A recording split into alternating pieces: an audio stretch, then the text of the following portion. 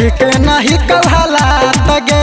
धारा 302 लगल छौआ फत में छौपारा नामगे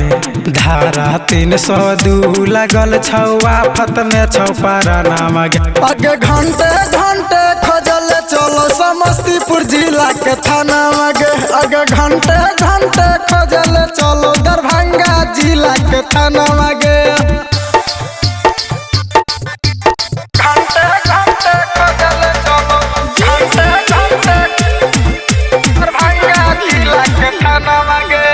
लागै न छौ हमर मानवा गे मानवा चल जैतो छौरी हमर जानवा गे जानवा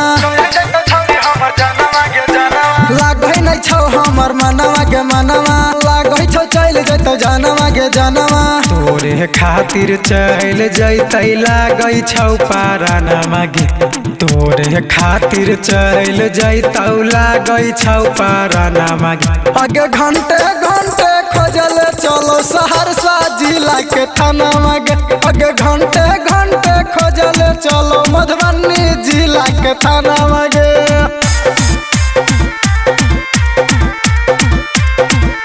घंटे घंटे खोजल चलो दरभंगा जिला के थाना मगे दिलवा पे छौ तोहर नामा मगे नामा जेल में लागै न छौ मानवा गे मानवा